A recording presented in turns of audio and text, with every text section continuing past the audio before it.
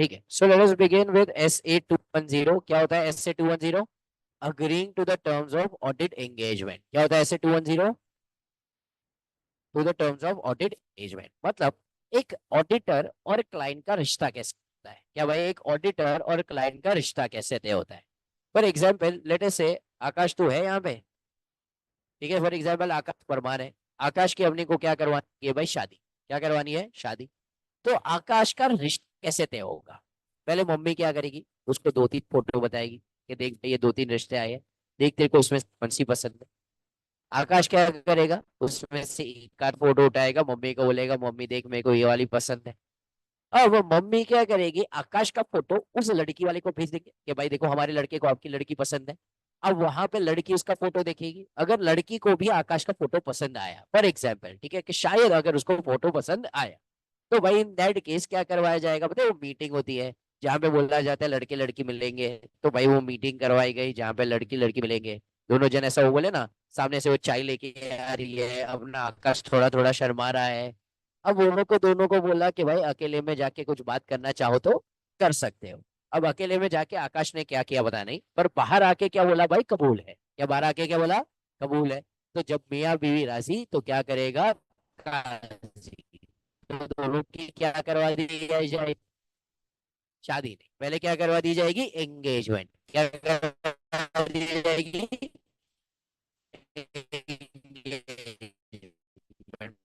Public को आगे की बहुत आई है, पर पहले क्या करवाई दी जाएगी? एंगेजमेंट। तो यहाँ पे एक ऑडिटर क्लाइंट के तरफ से एक्स लिमिटेड इज आएगी क्लाइंट से इंक्वायरी ऑडिट कर सकते हैं। देखो याद करो, हम 20 ऑडिट से ज्यादा कर सकते नहीं है, और मेरे को ऑलरेडी पता है मेरे पास ज्यादा टाइम नहीं है। भले इंक्वायरी आई है, मैं नहीं कर सकता तो मैं आगे कुछ करने वाला नहीं हूँ, पर मेरे को लगा हाँ भाई इंक्वायरी आई है, तो मैं एक प्रपोजल भेज देगा। क्या भेज देगा? एक प्रपोजल कि भाई ठीक है हम क्या ऑडिट करेंगे, कैसे करेंगे, कितनी फीस लेंगे, कितना पैसा लेंगे, सारी चीजें भेज देंगे। वो लोग को मिलेगा हाँ भाई ठीक है ये हो सकता है।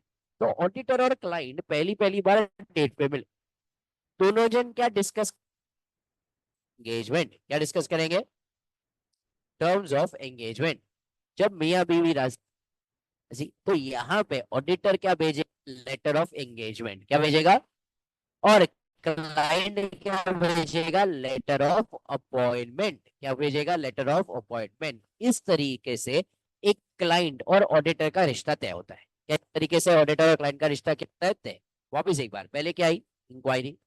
फिर क्या भेजा? प्रपोजल। फिर क्या डिस्कस हुए? Terms of engagement. फिर क्या आ गया? Letter of engagement. मेरे को बताओ लेटर ऑफ एंगेजमेंट कौन देता है? ऑडिटर देता है कि क्लाइंट देता है? लेटर ऑफ अपॉइंटमेंट कौन देता है? तो ये एमसीक्यू में आता है कि लेटर ऑफ एंगेजमेंट भेजता है, तो लेटर ऑफ एंगेजमेंट कौन भेजता है? क्लाइंट कभी भी भेजने वाला नहीं है। तो यहाँ पे बाजू में क्या लिख दिया जाए? MCQ।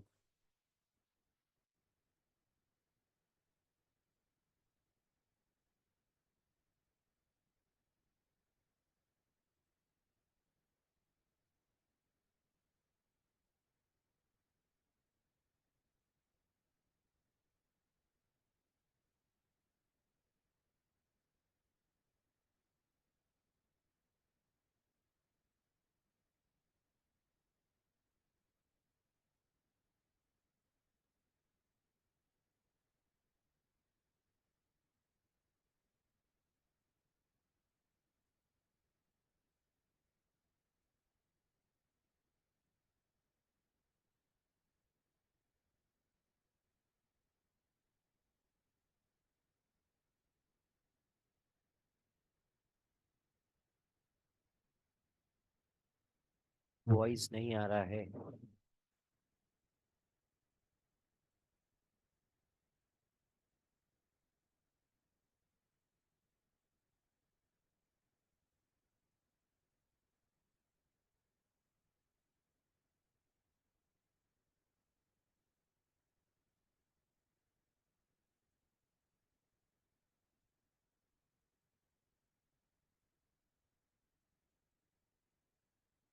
तुम ये लोग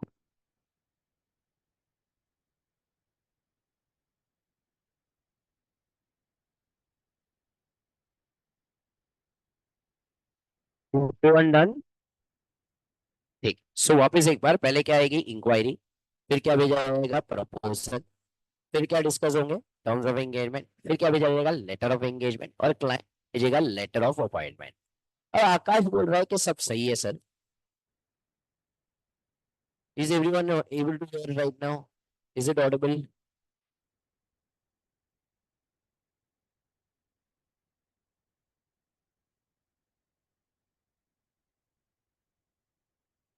please reply in the chat box, is it audible now? Yes. ठीक है, सो यहाँ पे जब इंक्वायरी, सिर्फ इंटरनेट चेक कर लेना। तो जब इंक्वायरी है, तो यहाँ पे ना आकाश क्या बोल रहा है कि सर मेरे को तो है ना स्टेप नंबर 1 के अंदर ही गड़बड़ लग रही है। आज तक किसी भी लड़की की इंक्वायरी सामने से आई उस तक किसी के ने भी मेरे को इंस्टा के ऊपर रिक्वेस्ट भेजी हुई नहीं है। अगर कोई इंस्टा के ऊपर मेरे को रिक्वेस्ट भेज भी देता है तो भाई मेरे को ऐसा लगता है वो एंजल प्रिया टाइप के लोग होंगे। हो सकता है पंकज होगा जिसने फेक आईडी बना के मेरे को रिक्वेस्ट भेजी होगी। तो ऐसा इंक्वायरी सामने से आती है तो मेरे को हजम होता नहीं है। तो ऐसा क्योंकि इंक्वायरी सामने से आई, मैं भी तो सामने से क्या भेज सकता हूँ इंक्वायरी। तो आईसीआई मना करता है। आईसीआई बोलता है भाई तू 10 जगह पे ब्लॉक करके बैठा हुआ है, दुनिया वाले लोग तेरे को ब्लॉक करके बैठे हैं, तेरी कोई इज्जत नहीं है, बट हमारे चार्टर्ड अकाउंटेंट्स की इज्जत है। तो हम सामने से जाके क्लाइंट को सॉलिसिट कर सकते हैं? नहीं है। तो क्या मैं सामने से जा सकता हूँ क्या? नहीं। इसलिए हम एज चार्टर्ड अकाउंटेंट्स कभी भी एडवर्टीजमेंट कर सकते नहीं है। बोल रहा बीच बीच में कनेक्शन गोज अनस्टेबल।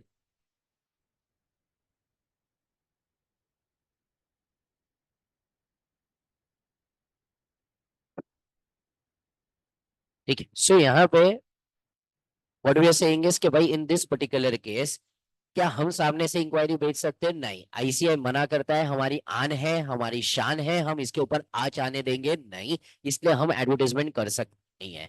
किसी दिन ऐसा देखा है कि स्काई वॉक पे चलते आ रहे हो और स्काई वॉक के ऊपर कोई सीए फॉर्म वाले पैम्पलेट बांट रहे हैं कि अपना आईटीआर फाइल करवाइए और गर्लफ्रेंड का ITR free free free, Valentine's day offer आ रहा है तो भाई अपना आईटीआर फाइल करवाने पे उनके आईटीआर क्या मिलेंगे? फ्री। तो ऐसा किसी दिन हुआ है क्या? क्रेडिट कार्ड कंपनी आए दिन अपने को फोन आते हैं, किसी सीए फॉर्म का तुम्हें फोन आया है?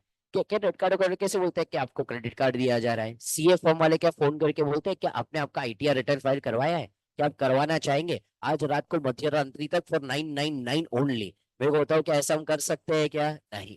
हम ऐसी event दूर दूर तक कर सकते नहीं है। जो बैच प्रोफेशनल चुका है, हम क्लॉज 6 पढ़ चुके हैं। जो बैच में नहीं हुआ है पढ़ेंगे प्रोफेशनल एथिक्स में कि हम एडवर्टाइजमेंट नहीं। तो इंक्वायरी कहाँ से आएगी? सामने से। क्या आकाश वैसे सामने जाके बोल सकता है ले लीजिए ना सर? नहीं। तो ऐसा हम सामने से जा सकते नहीं है। इंक्वायरी हमेशा कहाँ से आएगी? सामने से। As everyone understood the process here? सब साथ में यहाँ तक? ठीक है, सो यहाँ पे ही हमारा क्या हो गया? प्रोसेस। अब जो टर्म्स ऑफ एंगेजमेंट डिस्कस कर रहे, क्या डिस्कस कर रहे थे? पहले इंक्वायरी, प्रपोजल, फिर क्या डिस्कस हो रहा था? Terms of engagement. तो जब टर्म्स ऑफ एंगेजमेंट चल रहा था तो भाई अपना आकाश बोल दो कंडीशन ऐसी है जिधर अपन झुकेगा नहीं। क्या भाई दो कंडीशन ऐसी है जिधर अपन झुकेगा नहीं? मेरी ये दो कंडीशन एक्सेप्ट करो, ऑडिट एक्सेप्ट करेगा, वरना मैं ऑडिट एक्सेप्ट करने वाला नहीं है। दो कंडीशन कहते हैं प्री कंडीशंस। क्या कहते हैं? अगर मेरी ये दो कंडीशन फुलफिल नहीं की ना तो मैं ऑडिट को एक्सेप्ट करने वाला नहीं हूँ। तो भाई क्लाइंट पूछ रहा है बता कौन सी ऐसी दो कंडीशन है जिधर तू झुकेगा नहीं? तो हमने बोला सबसे पहले ये डिटरमाइन करो whether the financial reporting framework acceptable. क्या whether the financial reporting framework is acceptable? अगर फाइनेंशियल रिपोर्टिंग फ्रेमवर्क ही एक्सेप्टेबल नहीं है, मतलब तो एक कंपनी है अभी भी देसी तरीके से असेट लायबिलिटी का टी फॉर्मेट में फाइनेंशियल स्टेटमेंट बना रहा है, क्या फाइनेंशियल रिपोर्टिंग फ्रेमवर्क सही है? नहीं। समझो तो एक बैंकिंग कंपनी है, तेरे को बैंकिंग रेगुलेशन एक्ट 1949 फॉलो करना है।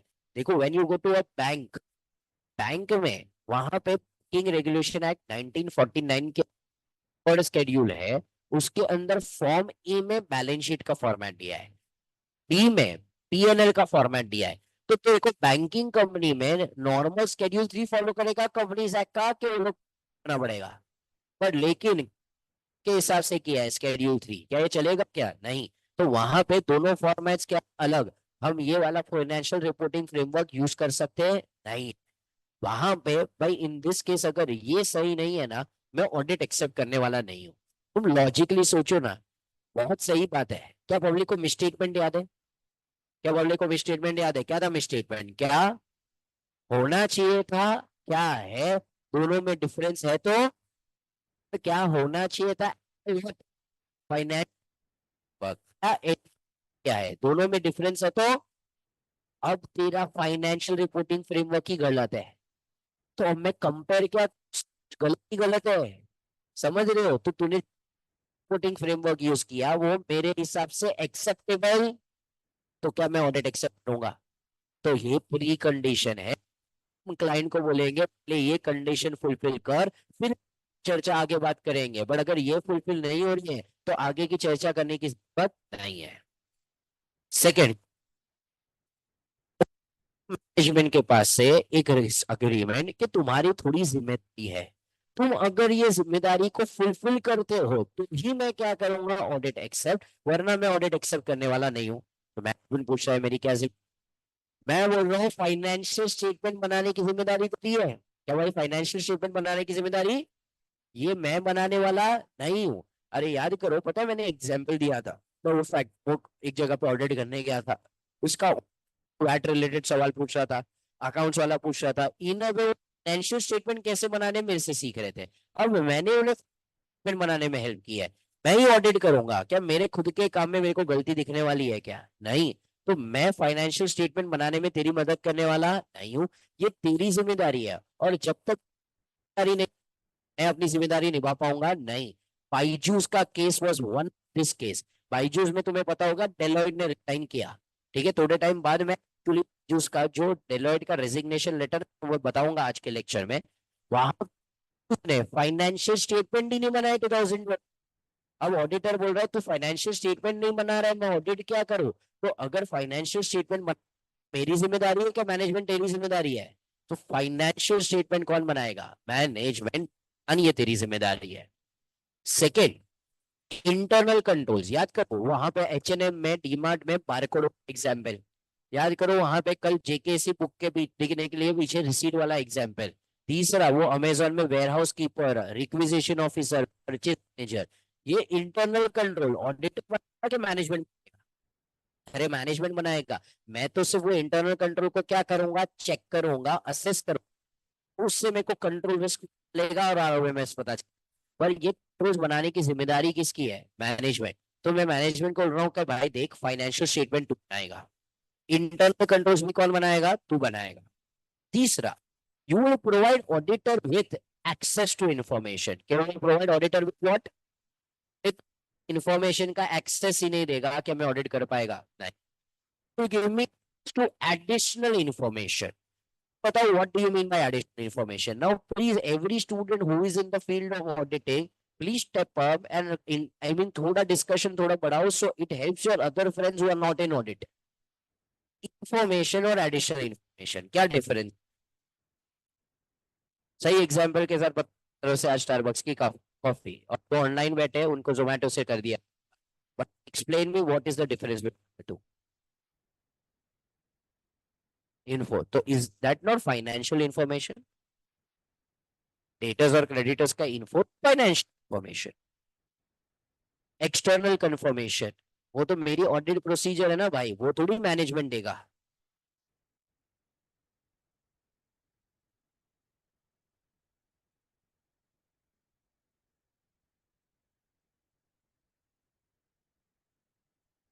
बोलो बोलो, ट्राई तो करो। Minutes can example. चल, एक कॉफी तो मिलेगी।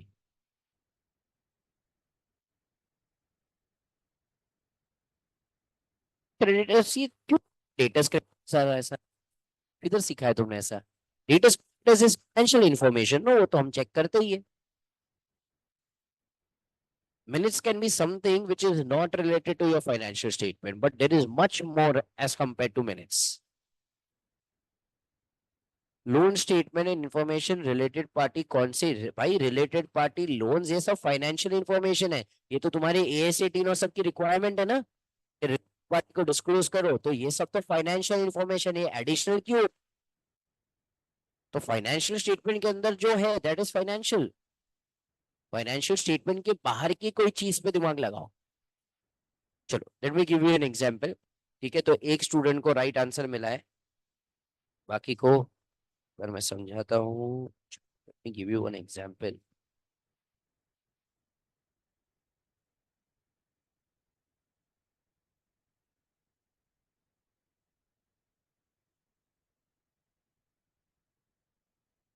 फॉर एग्जांपल ये ऑडिट रिपोर्ट है। अब ऑडिट रिपोर्ट में तुम्हें दुनिया भर की चीजें दिखेगी। ठीक है, फॉर एग्जाम्पल लेट अस से उनकी स्ट्रैटेजी क्या है, उनके विजन्स क्या है। यहाँ पे देखोगे तो डायरेक्टर्स रिपोर्ट, फाइनेंशियल स्टेटमेंट और ऑडिट रिपोर्ट है। उसको छोड़ के भी बहुत सारी और चीज है, कॉर्पोरेट गवर्नेंस, शेयर होल्डर्स। फिर यहाँ पे तुम देखोगे तो वो लोग ने दुनिया भर के फिगर्स देके रखे हुए हैं कि रिटेल एडवांसेस कितने आए हैं, वो लोगों का नेट प्रॉफिट कितना है, 31,116 करोड़। वो लोग का नेट इंटरेस्ट मार्जिन कितना है, रिटर्न ऑन कैपिटल कितना है। ठीक है, तो यहाँ पे ये जो सारी चीजें देके रखी हुई है, ठीक है, इसको हम क्या कह देंगे, एडिशनल इंफॉर्मेशन। क्या इसे हम क्या कहेंगे, एडिशनल इंफॉर्मेशन। अब क्या ये फाइनेंशियल स्टेटमेंट है क्या, नहीं। पर आजकल हर एक क्या इशू कर रही है, annual report. Annual report is an example of additional information. अब यूजर्स क्या करते हैं, यहाँ पे जो कलरफुल सारी चीजें लिखी हुई है ना वही पढ़ते हैं। कोई नीचे फाइनेंशियल स्टेटमेंट तक नहीं जाता। तुमने यहीं से पढ़ लिया कि कंपनी का प्रॉफिट क्या है, XYZ चीजें क्या है, क्या तुम नीचे तक गए, क्या नहीं। तुमने ये सारे अलग अलग कलरफुल चीजें जो थी वो सारे कलरफुल चीजें पढ़ ली, ये जो ग्राफ्स दिए हुए हैं, ये जो चार्ट्स दिए हुए हैं, सारी चीजें तुम लोग ने पढ़ ली। अब कंपनी का net profit let's say it was 21,000 crore. ठीक है, अगर समझो हाइपोथेटिकली अज्यूम करते हैं फाइनेंशियल नेट प्रॉफिट कितना है, 21,000। जब फाइनेंशियल स्टेटमेंट मैंने देखे तो फाइनेंशियल स्टेटमेंट में 21,000 करोड़ था। तो मैंने अपना ऑडिट रिपोर्ट में क्या लिख दिया, एवरीथिंग इज। पर वो लोग ने एनुअल रिपोर्ट के अंदर प्रॉफिट कितना लिख दिया, 31,000 करोड़। अब यूजर का डिसीजन तो इन्फ्लुएंस हो गया। मेरा रिपोर्ट एनुअल रिपोर्ट के ऊपर था कि मेरा रिपोर्ट फाइनेंशियल स्टेटमेंट के ऊपर था। लेकिन तू यूजर को एनुअल रिपोर्ट में गलत इंफॉर्मेशन छाप के गुमराह कर रहा है, तो उनका डिसीजन इन्फ्लुएंस कर रहा है। यूजर तो सब पढ़ ही नहीं रहा है। तो अब मेरे को तेरे पास से ये सारी इंफॉर्मेशन भी चाहिए। I will not express my opinion on the annual report, but you will have to provide me the annual report before you distribute it.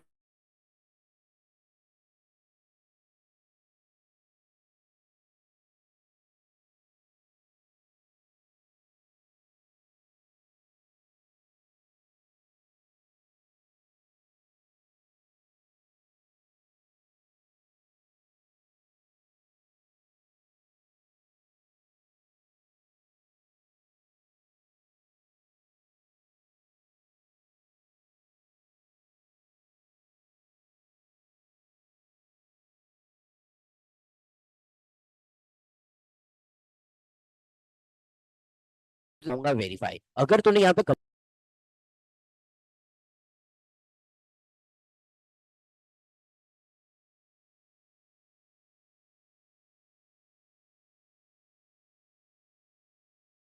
कहां तक सुनाई दिया पब्लिक को,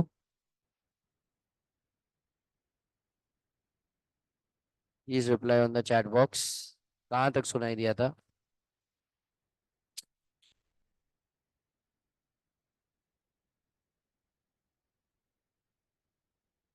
वेन फेयर तक से लेकर। ठीक है, ठीक है, सो यहाँ पे इन दिस केस मैंने तो क्या रिपोर्ट में दे दिया, एवरीथिंग इज 12। पर वो लोग ने वहां पे क्या लिखा हुआ है, 31,000 करोड़। क्या मैं अपने ऑडिट रिपोर्ट को मॉडिफाई कर सकता है, नहीं, बिकॉज रिपोर्ट किसके ऊपर है, फाइनेंशियल स्टेटमेंट। तो जब एजीएम होगी, मैं एजीएम में वहां पे टंकी पे चढ़ के सबको क्या बोलेगा कि सुनो सुनो वालो, गलती किसके अंदर है, एनुअल रिपोर्ट के अंदर। वो लोग ने प्रॉफिट क्या लिखा हुआ है, गलत। मेरा रिपोर्ट सही है, बिकॉज फाइनेंशियल स्टेटमेंट में कोई गड़बड़ नहीं है। तो मैं मैनेजमेंट को बोलूंगा तुम्हें मेरे को ये सारे एडिशनल इन्फो देने पड़ेंगे। पूरी एडिशनल इंफॉर्मेशन के साथ डील करने के लिए SS 720 बनाया गया है। क्या बनाया गया है, SS 720, जो वहां पे चर्चा करेंगे। तो मैं मैनेजमेंट से सिर्फ इंफॉर्मेशन नहीं मांग रहा हूं, मैं मैनेजमेंट से क्या मांग रहा हूं, एडिशनल इंफॉर्मेशन। तो एडिशनल इंफॉर्मेशन में जाके लिख दिया जाए। ठीक है, for example minutes was one right example. दूसरा हम क्या लिखेंगे, annual report. Detail audit report तो हम देते हैं, इंटरनल ऑडिट रिपोर्ट अंदर वो यूजुअली इन्फॉर्मेशन का। अभी अब कैसा हो गया है, कारो और सबकी रिक्वायरमेंट ही आ गई है कि मेरे को उसका रिपोर्ट पढ़ना पड़ेगा, तो इन्फो में ही जाएगा। And that I will directly ask from the internal auditor. तीसरा, I have restricted access to persons within entity। मतलब एंटिटी में जो भी काम कर रहा है, मेरे को उससे जो भी पूछताछ करनी है मैं कर सकता है। क्या मेरे को परमिशन लेने की जरूरत है? नहीं। फॉर एग्जाम्पल याद करो, फैक्ट्री में कितने वर्कर्स काम कर रहे थे? 6। मैंने डायरेक्टली किसके साथ पूछताछ की? वो वर्कर्स के साथ ना। सी, अगर मैं मैनेजमेंट को बोलता कि मेरे को है ना तेरे वर्कर से पूछताछ करनी है, उसे हिंट आ जाएगी। वो मेरे पीठ के पीछे जाके, बिहाइंड बैक जाके उसको समझा देगा वर्कर को कि जब ऑडिटर पूछे तो ये बोलना अपने उधर का 9 वर्कर्स काम कर रहे हैं। कुछ फायदा होगा क्या? नहीं। तो I have unrestricted access to person within the entity, मतलब हर एक इंसान से। मतलब समझो मैं जेकेसी का ऑडिट कर रहा हूँ, है ना। टॉप लेवल मैनेजमेंट के बदले शायद एक प्यून को भी पूछना चाहूंगा कि बता ये क्लास में कितने स्टूडेंट्स आते हैं, बता ना तुम्हारा अटेंडेंस रिकॉर्ड में कितना लिखा हुआ है। ये देखने के लिए कि भाई जो रेवेन्यू बताया जा रहा है वो बराबर उससे बताया जा रहा है कि नहीं। तो मेरे को जिससे भी पूछताछ करनी है विद इन द एंटिटी, क्या वर्ड यूज किया गया है? With in the entity. देखो फिलहाल यहाँ पे एक्सटर्नल की बात नहीं की हुई है, यहाँ पे हमने सिर्फ किसकी बात की हुई है? तो जो भी विद इन द एंटिटी मेरे को उससे जो पूछताछ करनी है कर सकता हूँ, है, मेरे को कोई रोक सकता नहीं है। तो मैं मैनेजमेंट को बोल रहा हूँ ये मेरी 2 कंडीशन है, पहले तो ये 2 मान, तो ही मैं आगे बढ़ेगा। ये दोनों में से एक भी कंडीशन अगर फुलफिल होती नहीं है, मैं ऑडिट एक्सेप्ट करने वाला नहीं है। तो ये 2 ऐसी कंडीशन है जिधर ऑडिट झुकेगा नहीं। कौन सी 2 कंडीशन थी? पहले, डिटरमाइन वेदर द acceptable। दूसरा, obtain an agreement from the management regarding the responsibility for preparation of financial statement. Second, public को बोलने में कष्ट हो रहा है, बट फाइनेंशियल स्टेटमेंट। सेकेंड क्या बोला? तीसरा, to provide auditor with what? Access to information, access to information and unrestricted access to person within. क्या घर वाले लोग मेरे साथ रिपीट कर रहे हैं वहां पे? ठीक है, तो क्या बोला, क्या है 2 condition? Determine whether the financial reporting framework is acceptable, obtain an agreement from the management regarding responsibility for preparation of financial statement, internal control, to provide auditor with what? Access to information, access to additional information, unrestricted access to persons within the entity। क्या ये समझा public को? 2 में से एक भी नहीं fulfil हुआ, I will not accept. This are not or condition, this are and condition. So if the precondition are not present, auditor shall discuss with the management unless required by law or regulation, auditor shall not accept the audit। अगर law कहता है तो मेरे पास कोई option नहीं है। समझो कोई कंपनी में स्पेशल ऑडिट होने, सेंट्रल गवर्नमेंट मेरे को अपॉइंट कर रहा है, वहां पे सेंट्रल गवर्नमेंट यहाँ पे लफड़ा हो रहा है, तेरे को जाके ऑडिट एक्सेप्ट करना पड़ेगा।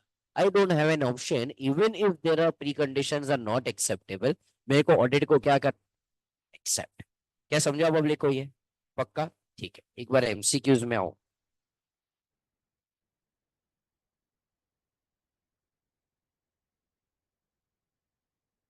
एमसीक्यू नंबर 4 बताओ, ऐसे पेज नंबर ठीक ऊपर एमसीक्यू नंबर एक बार टाइप करो। If the preconditions for an audit are not present, then the auditor should not accept the audit unless management increases the remuneration required by ICAI, required by law to do so, preconditions are agreed upon। क्या आएगा answer? सी। ठीक है, तो यहाँ पे मैं क्यों सिर्फ तुम्हारा गौर फरमा रहा हूँ कि जो मैं तुम हाईलाइट करवा रहा हूँ ना, मैं बार बार जाके ऐसा नहीं बोलेगा इसके ऊपर जाके एमसीक्यू पढ़ो। एमसीक्यूज मैंने दिए हुए तुम एक बार से प्रैक्टिस करोगे, बट लेकिन यहाँ पे जो मैं हाईलाइट करवा रहा हूँ एवरीथिंग लॉजिक, कि तुम्हारा ध्यान जाना चाहिए कि it is unless required by law. तो लॉ बोलता है तो भले प्री कंडीशंस एक्सेप्ट ना हो, हम ऑडिट एक्सेप्ट करने वाले हैं। As everyone understood this? तो अब तक हमारा एक सवाल हुआ। पहले तो हमने एक फ्लो पढ़ा था, पहले क्या आई? इंक्वायरी। इंक्वायरी आने पे भेज दिया प्रपोजल। फिर क्या डिस्कस हुए? Terms of engagement. ऑडिटर ने क्या भेजा? Letter of engagement. क्लाइंट ने क्या भेजा? लेटर। 2 ऐसी कंडीशन है जिधर अपन झुकेगा नहीं, इसको हम क्या कहते हैं? Pre condition. पहले ये दोनों फुल फिर हम आगे की कंडीशन चर्चा करेंगे। पहला, determine whether the financial reporting framework is acceptable, obtain an agreement from the management for preparation of financial statement, internal control to provide auditor with access to information, access to additional information, unrestricted access to persons within the entity। देखो अब तक ऐसा नहीं बोल रहा है हमारे third party का एक्सेस देंगे, वो आगे आएगा when we go to external confirmation. तो यहाँ पे फिलहाल एक्सेस किसको दिया गया है, विद इन द एंटिटी। ठीक है, अगर दोनों में से एक भी एक्सेप्टेबल नहीं है तो मैं ऑडिट एक्सेप्ट नहीं करूंगा unless required by law and regulation. As everyone understood things so far? पक्का? ठीक है, पहले तो मेरे को बताओ, ये सब लोग ने मार्क कर लिया। यहाँ पे ना थोड़ा सा शायद टेक्स्ट बुक के अंदर मिसिंग है थोड़े एरोस, और वो जो एक बार सिर्फ अगर फ्लो बराबर से नहीं मार्क है तो वहां पे सिर्फ मार्क कर लो ना। टेक 1 मिनट बट के रखो।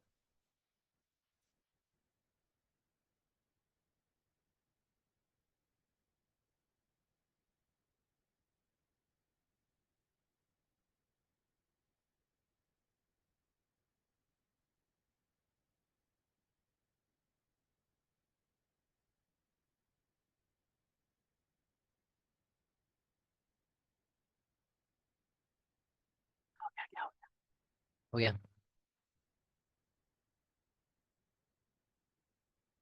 बढ़े आगे?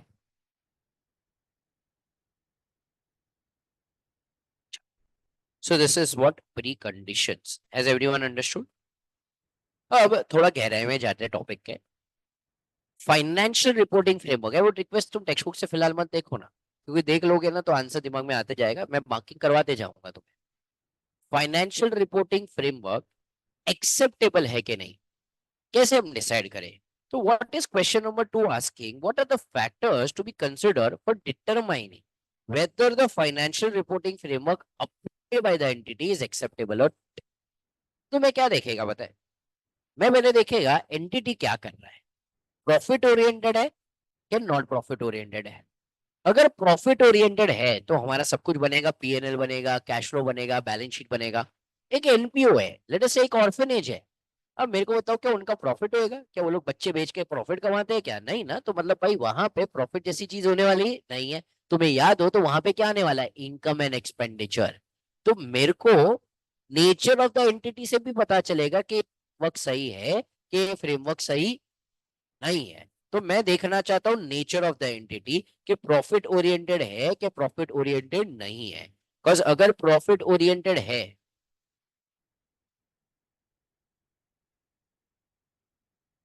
साइड पे उसी के बाद, सो अगर प्रॉफिट वाले हैं तो वहां पे क्या आ जाएगा, पीएनएल आएगा, फिर बैलेंस शीट आएगा, कैश फ्लो आएगा। अगर एक एनपीओ है, नॉट फॉर प्रॉफिट वाले हैं, तो वहां पे क्या आ जाएगा, receipt and payment, income and expenditure, फिर क्या आ जाएगा, बैलेंस शीट। तो हमें देखना है कि नेचर ऑफ एंटिटी क्या है, उससे भी मेरे को है ना एक आइडिया मिलेगा कि फाइनेंशियल रिपोर्टिंग फ्रेमवर्क सही है कि सही नहीं है। अब क्या याद है पब्लिक को, कल मैंने फाइनेंशियल रिपोर्टिंग फ्रेमवर्क जैसा तुम्हें कुछ सिखाया था। फाइनेंशियल रिपोर्टिंग फ्रेमवर्क क्या होता है, एक फ्रेमवर्क जो कौन यूज करता है, मैनेजमेंट या तो दोस्त शेयर विद गवर्नेंस, किसके लिए यूज करता है, to prepare and present financial statement. अगर कोई स्टैच्यूट है तो स्टैच्यूट के हिसाब से होना चाहिए, स्टैच्यूट नहीं है तो it should at least meet the need and objective. क्या याद है ऐसा? अगर मैं थोड़ा और गहराई में लेके जाऊं तो फाइनेंशियल रिपोर्टिंग फ्रेमवर्क वापस दो हिस्सों में डिवाइड हो जाएगा। पहले वाले फ्रेमवर्क को हम कहते हैं जनरल पर्पस फ्रेमवर्क, सेकेंड वाले को हम कहते हैं specific purpose framework. Now specific purpose framework मतलब क्या, इंटेंडेड यूजर्स के लिए। क्या ये सिर्फ किसके लिए, इंटेंडेड यूजर्स के लिए। तो this is only for intended users. मतलब फॉर एग्जांपल लेट अस से ये हम लोग ने किसके लिए बनाया, डिबेंचर होल्डर के लिए बनाया, हम लोग ने समझो प्रेफरेंस शेयर होल्डर्स के लिए बनाया, या हम लोग ने बैंक वाले के लिए बनाया। तो ये फाइनेंशियल स्टेटमेंट सबको काम नहीं लगेंगे। समझो डिबेंचर होल्डर के लिए बनाया है, you are a debenture holder of my company, तुम मेरे को बोल रहे हो कि अगर मेरे को तेरे कंपनी में और डिवेंचर्स लेने हैं तो तुम मेरे को फाइनेंशियल स्टेटमेंट बता के प्रूव करो मेरा फायदा किधर है। अब अज्यूम करो you are debenture holders of my company, तुमको किस में इंटरेस्ट होगा? मेरा अर्निंग पर शेयर ईपीएस के ऊपर इंटरेस्ट होगा कि ईबीआईटी के ऊपर इंटरेस्ट होगा? ईबीआईटी ना, कुछ तुमको अपना ब्याज किस में से मिलने वाला है? ईबीआईटी। तुम बोलोगे ईबीआईटी के बाद तुम्हारा क्या जाएगा? इंटरेस्ट, फिर क्या जाएगा? टैक्स, फिर क्या जाएगा? प्रेफरेंस डिविडेंड, फिर क्या आ जाएगा? Earning per share. हमको उससे क्या लेने देना? तुम डिवेंचर होल्डर क्या सोचोगे? ये बताओ कि ईबीआईटी कितना है, पता चले हमें इंटरेस्ट कितना मिलेगा। तो अब मैंने सिर्फ डिवेंचर होल्डर के लिए बनाया, क्या यही सेम फाइनेंशियल स्टेटमेंट एक नॉर्मल इक्विटी शेयर होल्डर का काम का है क्या? नहीं, बिकॉज मैंने तो यहाँ पे उसको कौन से फोकस के हिसाब से बताया? ईबीआईटी। तो हम काफी बार स्पेसिफिक पर्पस फ्रेमवर्क यूज करते हैं। इसके लिए आएगा ऐसे 800, क्या आएगा इसके लिए? ऐसे पूरा 800 सीरीज, जो पुराने पोर्शन में नहीं था अब आ चुका है। जनरल पर्पस फ्रेमवर्क नाम ही क्या है? जन, सबको काम लगेगा। पर जनरल के अंदर भी दो फ्रेमवर्क होते हैं।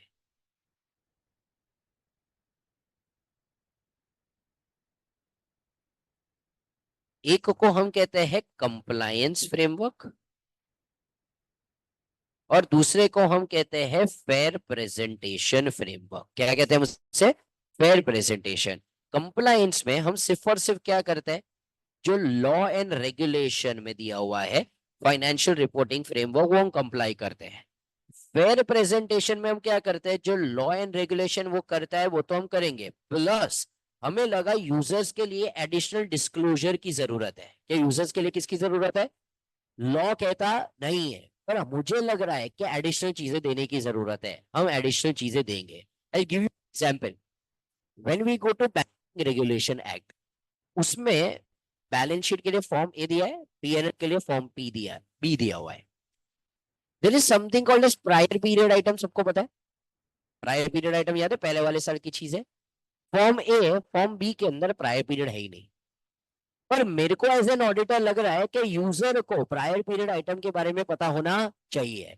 क्या ये रिक्वायरमेंट बैंकिंग रेगुलेशन एक्ट की है कि मेरे को एज एन ऑडिटर लग रहा है? मेरे को एज एन ऑडिटर लग रहा है, मैं मैनेजमेंट को बोलूंगा this is not the requirement of law, but you will have to give additional disclosures, तो मेरे यूजर को इन्फॉर्मेशन क्या मिले? बेटर मिले।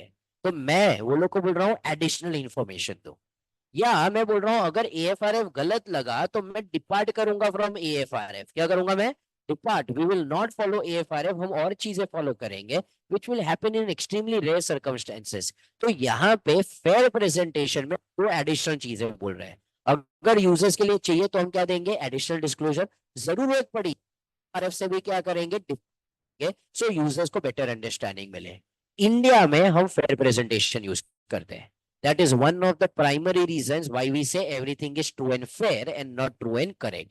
There are two reasons. एक ये, दूसरा ट्रू एंड करेक्ट लिखने पे ना एब्सोल्यूट एश्योरेंस हो गया, हम एब्सोल्यूट एश्योरेंस देते नहीं है। सो यहाँ पे मैंने तुम्हें सारी चीजें क्यों समझाई? मैं समझाना चाहता था कि कौन से तरीके के फ्रेमवर्क है। अगर जनरल पर्पस फ्रेमवर्क है तो फ्रेमवर्क अलग होगा, स्पेसिफिक पर्पस फ्रेमवर्क है तो क्या हो जाएगा? अलग। तो मैं देखना चाहता हूं फ्रेमवर्क सही है कि नहीं, तो I want to understand the purpose. Purpose मतलब whether they are for the common financial information need. Common financial information need मतलब क्या हो जाएगा? General purpose for a wide users, or financial information needs for specific user मतलब क्या हो गया? specific purpose framework। तो मैं देखना चाहता हूँ कि इसका पर्पस क्या है। क्या ये कॉमन के लिए सबके लिए यूज होने वाला है तो जनरल होना चाहिए था, स्पेसिफिक के लिए होने वाला है तो क्या होना चाहिए था? Specific purpose framework. क्या समझा पब्लिक को ये? तो मैंने अब तक दो पॉइंट समझाए। सबसे पहले क्या समझाया मैंने? नेचर। नेचर में मैंने क्या बोला? अगर प्रॉफिट ओरिएंटेड है तो हम पीएनएल बैलेंस शीट बनाएंगे, प्रॉफिट ओरिएंटेड नहीं है तो मैं क्या बनाऊंगा? Receipt and payment. और फिर नेचर ऑफ फाइनेंशियल स्टेटमेंट क्या है? क्या ये स्टैंड अलोन फाइनेंशियल स्टेटमेंट के वहां पे वो चीजें कंसोलिडेट की गई है? क्या कर दी गई है? कंसोलिडेट। ठीक है, अगर कंसोलिडेशन होगा तो हमारा फ्रेमवर्क अलग है। कंसोलिडेशन हुआ है क्या एफआर में तुमको? सीएफएस हो गया है? तो कंसोलिडेशन में हमारा फ्रेमवर्क अलग होगा, जहां पे कंसोलिडेशन नहीं है वहां पे हमारा फ्रेमवर्क क्या होगा? अलग।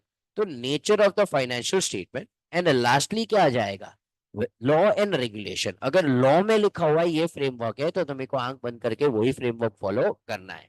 तो फ्रेमवर्क सही है कि नहीं मेरे को कैसे पता चलेगा, मैं देखूंगा नेचर ऑफ एंटिटी क्या है, मतलब प्रॉफिट ओरिएंटेड है कि नहीं।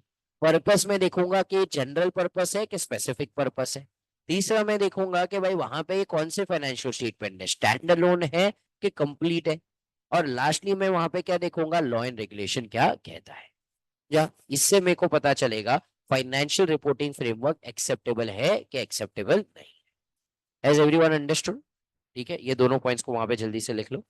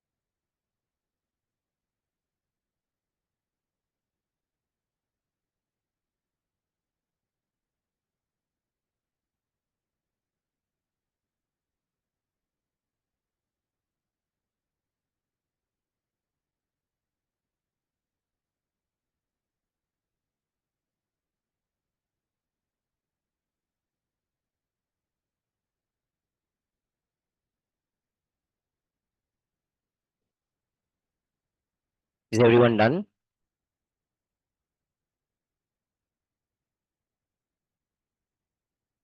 पब्लिक एकदम slow and steady wins the race seriously लेके बैठा है।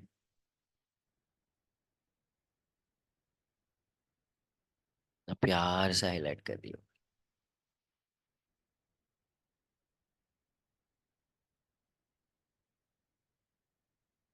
पर नोट्स ढंग से बनाओ, घर पे जाके रिवाइज करके भी तुम्हें अगर लगा ना कि मेरे को कोई और पॉइंट ऐड करना चाहिए डाल दो। तुम जितनी बार इस ना ऐसा होना चाहिए कि भाई सब कुछ फ्रेश रहना चाहिए।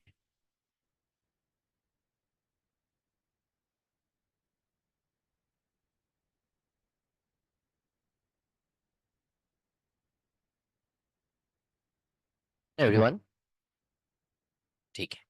सो देखो सबसे पहले हमने क्या बोला, प्री कंडीशंस क्या है, क्या करना है, pre conditions determine whether the financial reporting framework is acceptable. दूसरा, क्या देखना है हमें? फाइनेंशियल स्टेटमेंट बनाने की जिम्मेदारी मैनेजमेंट, इंटरनल कंट्रोल की जिम्मेदारी मैनेजमेंट। तो ऑडिटर को क्या देगा? Access to information, access to additional info, unrestricted access to persons within the entity. Pre condition acceptable नहीं है तो मैं ऑडिट नहीं करूंगा अनलेस रिक्वायर्ड बाय लॉ। फिर उसके बाद what are the factors to be considered for determining कि एफआरएफ अप्लाई करना है कि नहीं। पहले देखूंगा मैं नेचर प्रॉफिट ओरिएंटेड है कि नहीं है, फिर मैं देखूंगा पर्पस, फिर देखूंगा मैं नेचर ऑफ फाइनेंशियल स्टेटमेंट। मतलब देखो ऊपर नेचर ऑफ एंटिटी है, नीचे में क्या है? नेचर ऑफ कि स्टैंड अलोन है कि कंप्लीट है, एंड लॉ एंड रेगुलेशन क्या कहता है। अब मैं सामने वाले को एक एंगेजमेंट लेटर भेज रहा हूँ। क्या मैं सामने वाले को क्या भेज रहा हूँ? Engagement letter. एंगेजमेंट लेटर में मैं उसको क्या लिख के भेजेगा? मैं उसको रोजी लिख के भेजेगा। क्या लिख के भेजेगा? सबसे पहले में लिखेगा मेरी क्या जिम्मेदारी है। तो आई रिस्पॉन्सिबिलिटीज ऑफ ऑडिटर। क्या लिखूंगा मैं? रिस्पॉन्सिबिलिटी ऑफ ऑडिटर, कि मेरी क्या जिम्मेदारी है। मेरी जिम्मेदारी होगा तो ऑब्वियसली उसकी भी दे लिखूंगा। मैं क्या लिखूंगा? Responsibilities of what? मैनेजमेंट। तीसरा, मैं उसको है ना एक एक्सपेक्टेड फॉर्म एंड कंटेंट बता रहा हूं कि मेरा रिपोर्ट कैसा होगा। तो I am just giving them expected form and content कि अगर सब कुछ ट्रू एंड फेयर रहा, क्या अगर सब कुछ क्या रहा? ट्रू एंड फेयर, तो मेरा रिपोर्ट कुछ ऐसा होगा। तो I am just giving them a reference कि if everything is true and fair तो मेरा रिपोर्ट का फॉर्मेट क्या होगा। क्या मेरा रिपोर्ट का फॉर्मेट क्या होगा और मेरा रिपोर्ट के अंदर के कंटेंट क्या होंगे। तो मैं क्या करूंगा, SS 700 के अंदर एक रिपोर्ट का फॉर्मेट दिया है, वो सामने वाले क्लाइंट को बता दूंगा कि सब कुछ सही रहा तो पैसा दूंगा, टाइटल दूंगा, इंडिपेंडेंट ऑडिटर्स रिपोर्ट, एड्रेस लिखूंगा। फिर उसके बाद क्या दूंगा, मेरा ओपिनियन दूंगा, बेसिस पर ओपिनियन दूंगा, गोइंग कंसर्न के ऊपर कुछ है तो वो लिखूंगा, की ऑडिट मैटर दूंगा। फिर उसके बाद मैं वहां पे सारी मेरी जिम्मेदारी तेरी जिम्मेदारी, तो मैं उसको समझा रहा हूँ कि मेरा रिपोर्ट का फॉर्मेट क्या है और उसके अंदर का कंटेंट क्या है। बट मैं उसे बता रहा हूँ कि देखो देयर कैन बी सर्कमस्टेंसेस जहां फॉर्मेट चेंज हो जाएगा। क्या ये फॉर्मेट क्या हो जाएगा? चेंज। तो देयर आर टू सर्कमस्टेंसेस जहां पे ये फॉर्मेट क्या हो सकता है? चेंज। कौन से दो सर्कमस्टेंसेस है? सबसे पहले लॉ चेंज हो गया। क्या हो गया? तो भाई अगर लॉ चेंज हो गया और अगर फॉर्मेट चेंज हो गया तो मैं ये यूज कर सकता नहीं है।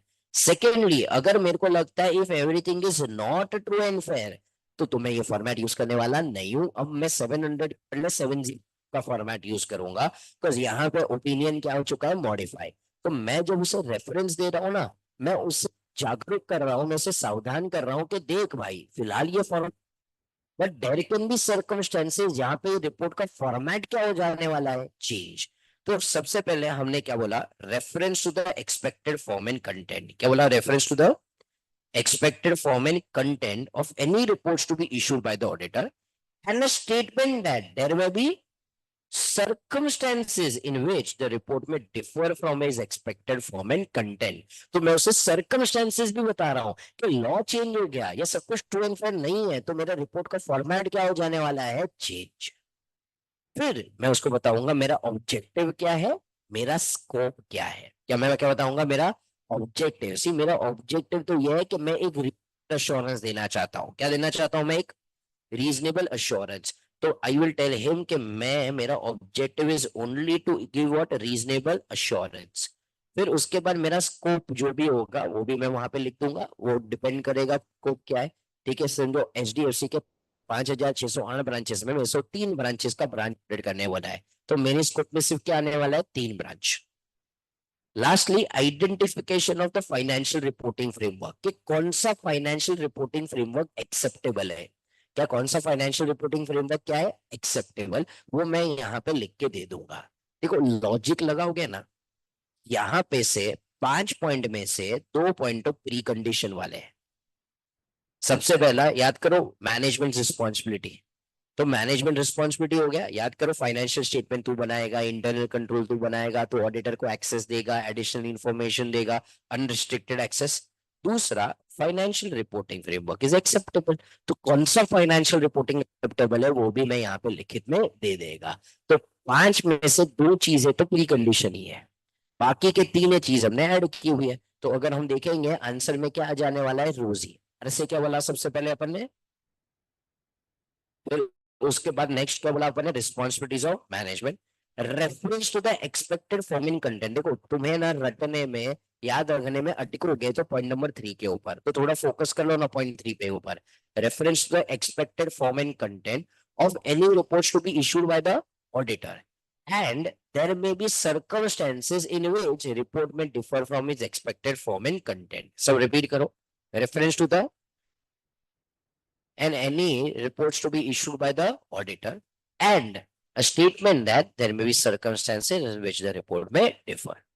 फिर मैंने लिखा मेरा ऑब्जेक्टिव क्या है, मेरा स्कोप क्या है, और आखिर में वहां पे बता दिया identification of the financial reporting.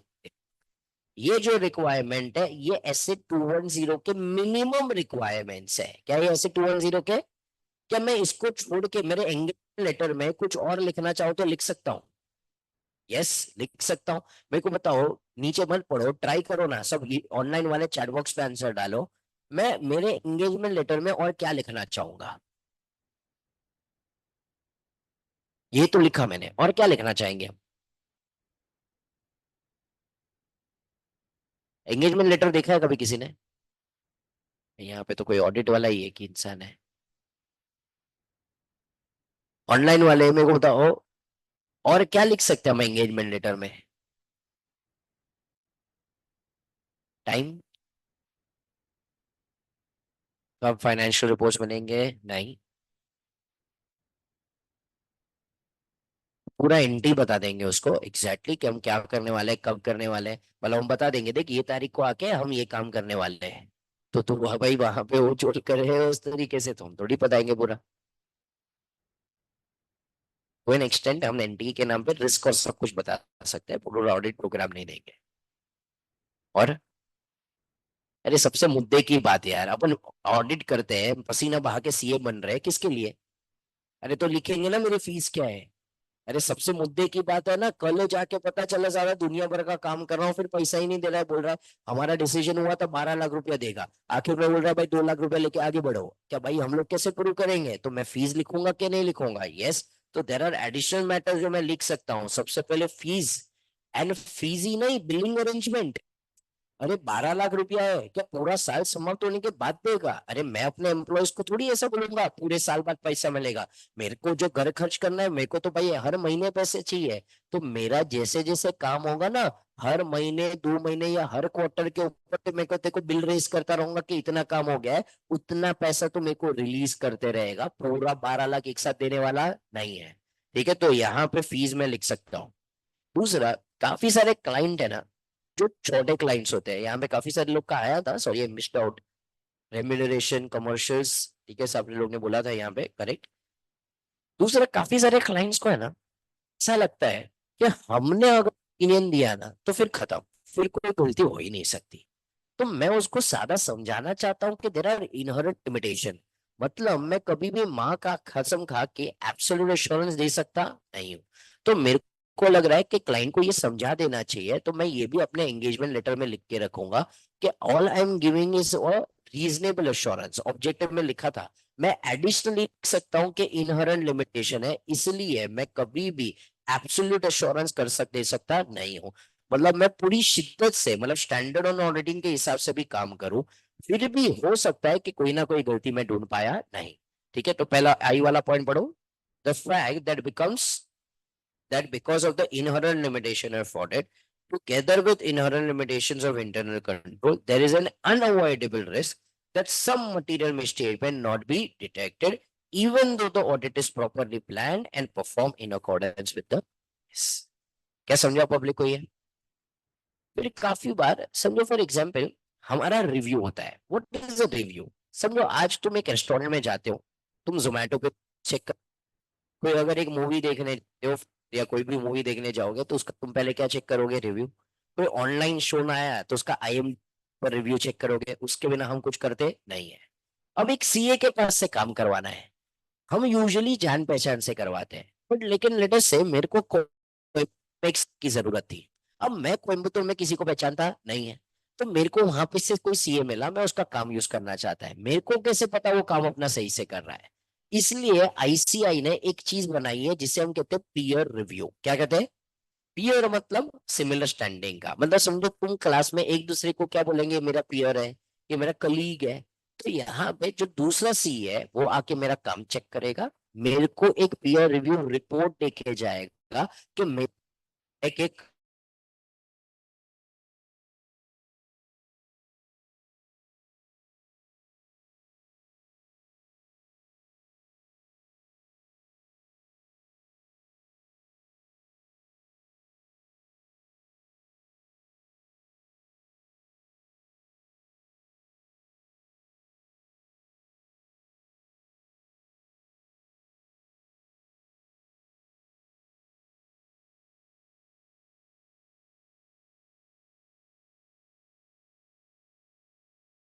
Peer review क्या कहते हैं वैसे, तो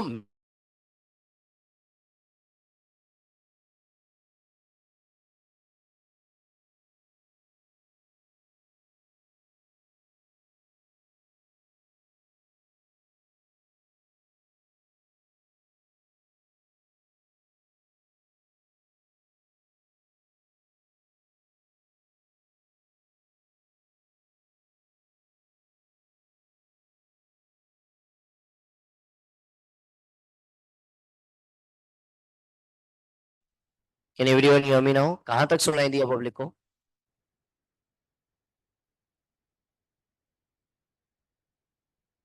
ठीक है, सो पीयर रिव्यू में दूसरा एक बंदा आएगा जो हमारा क्या करेगा, रिव्यू करेगा। मैं क्लाइंट को बता के रखूंगा कि भाई I am subject to what, peer review.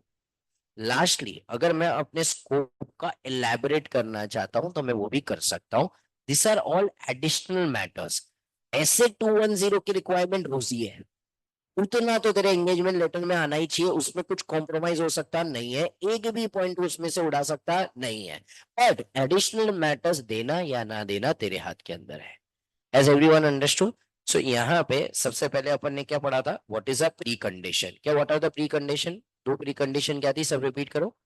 कि क्या फाइनेंशियल रिपोर्टिंग फ्रेमवर्क एक्सेप्टेबल है, obtain करो an agreement from the management for preparation of financial statement, internal control to provide auditor with what, access to information, access to additional information, unrestricted access to persons within the entity। Pre conditions नहीं है, मैं audit accept नहीं करूंगा unless required by law. अच्छा, financial reporting framework acceptable है कि नहीं, इसके लिए हम चार चीजें देखते हैं, बता सकते हो कौन सी चार चीजें थी? Nature of entity, very good, profit oriented और नॉट, पर्पस, जनरल पर्पस है क्या, specific, very good, nature of financial statement complete है क्या, स्टैंडर्ड लोन है, और आखिर में लॉ की रिक्वायरमेंट्स क्या है, वेरी गुड। फिर contents of the engagement letter बता सकते हो क्या आएगा? रोजी क्या था, आर से मैनेजमेंट, फिर आर से तीसरा reference to the expected form and content of the report should be issued by the auditor and circumstances that the report may differ from his expected form and content. ओ से तो simple है, objective and scope, और आई से क्या जाएगा, identification of the financial reporting framework. Additional points हम क्या लिख सकते हैं, फायर, एफ से हम क्या लिख सकते हैं, फीस क्या है, बिलिंग अरेंजमेंट्स क्या है, आई से इनहेरेंट लिमिटेशंस है, आर से मेरा क्या होने वाला है, रिव्यू, और ई से मैं एलैबोरेट क्या करना चाहूंगा, स्कोप। क्या समझा पब्लिक को ये? ठीक है, सिर्फ ये एक पॉइंट को ऐड करता हूँ वहां पे।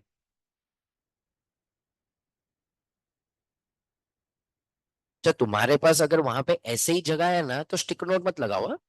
हाँ,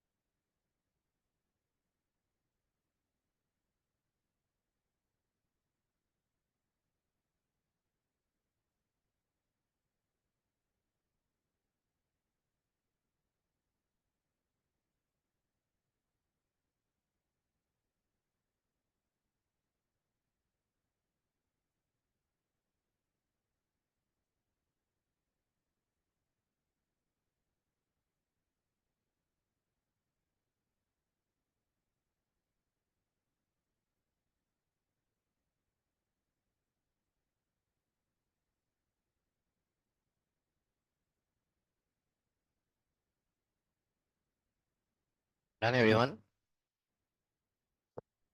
इसका बाकी है, ठीक है। चलो 2-5 मिनट की सांस लेनी है कि आगे बढ़ू? लेनी है। ठीक है, चलो 2-5 मिनट की सांस ले लो, cause नेक्स्ट टॉपिक मेरा एट स्ट्रेच चलेगा। ठीक है, सो इट इज 9:13। 2-5 मिनट की सांस ले लो, फिर आगे बढ़ते हैं।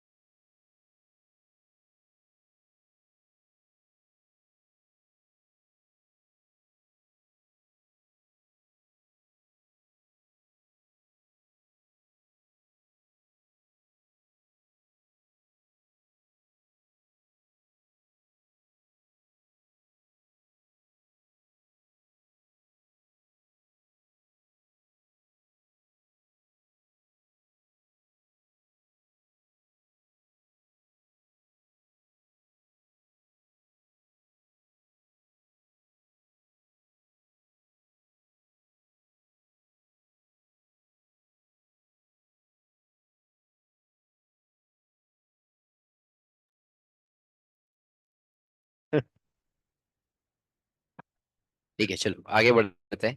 से अपना क्या हो गया, what are the preconditions, कैसे पता चलेगा एएफआरएफ एक्सेप्टेबल है कि नहीं, contents of the engagement letter, और एंगेजमेंट लेटर में हम क्या एडिशनल मैटर्स डाल सकते हैं। अब हमारे ऑडिटर के ऊपर है ना, काफी बार क्या हो सकता है, लिमिटेशन ऑन स्कोप डाला जा सकता है। हाँ चलो, है ना। Everyone can you here me right, everyone sitting online. तो ये लोग पर्दे के पीछे रहते हैं, अपने को पता नहीं है नहीं है। एटलीस्ट चैट बॉक्स पे रिप्लाई करो, है ना, ठीक है। ठीक है, सो यहाँ पे हम क्या बोल रहे हैं कि हमारे ऊपर क्या हो सकता है, लिमिटेशन ऑन स्कोप क्या हो सकता है। हम इसको हमारे लैंग्वेज में ना क्या कहेंगे, Losar, limitation on scope of audit, या काफी बार इसे कहा जाता है रोजा, restriction on scope of audit. तो ये लोग है ना वर्ड्स इंटरचेंजेबली यूज करते हैं, काफी बार लोसा या काफी बार रोजा मीन्स द सेम। तो लिमिटेशन ऑन स्कोप हो सकता है, सबसे पहले circumstances beyond the control of entity. क्या circumstances beyond the control of entity. अब फॉर एग्जांपल स्टॉक यूक्रेन में पड़ा हुआ है, मेरे को बताओ क्या जान पे जोखिम लेके इधर से यूक्रेन जाएगा क्या, मतलब अपन रोहित श्रॉफ है, टाइगर श्रॉफ है क्या, नहीं। तो मेरे को बता क्या हम इधर से उधर जा सकते हैं, नहीं। एंटिटी इसमें कुछ कर सकता है, अरे भाई वहां पे वॉर चल रही है, कंपनी क्या कर लेगा वहां पे। तो यहाँ पे ये एंटिटी के भी हाथ में नहीं है, it is beyond the control of the entity. Second, a lot of time is due to the nature and the timing of the procedure. For example, समझो वहां पे ऑडिटर कौन था पहले, रमेश। कौन था भाई ऑडिटर, रमेश। रिपोर्ट देना था 30 सितंबर तक, उसने सब ऑडिट कर लिया था। पर भाई साहब 15 सितंबर को भगवान को प्यारा हो गया। तो अब नया ऑडिटर कौन आया, सुरेश। क्या आया, नया ऑडिटर कौन आया भाई, सुरेश। क्या सुरेश के पास सब कुछ चेक करने का टाइम है क्या, नहीं। तो यहाँ पे उसके पास क्या नहीं है, टाइम। तो उसके ऊपर क्या आ गया, limitation on scope. This is because of the nature and the timing, this is because what, nature and the timing. तीसरा, it is imposed by the management. ऐसे 210 इसी के साथ डील करता है। बाकी के दोनों जो हमारे ऊपर लिमिटेशन है हम आगे कवर करेंगे कि इसके लिए क्या करना है। पर ऐसे 210 किसके साथ डील करता है, जहां पे लिमिटेशन किसने इम्पोज किया हुआ है, मैनेजमेंट ने। तो अगर मैनेजमेंट ने लोसा डाला, तो हो सकता है कि मेरे ऊपर जो लोसा डाला, ये लोसा कब डाला हुआ है, एट द बिगिनिंग, या मेरे ऊपर ये लोसा डाला है during the course of audit.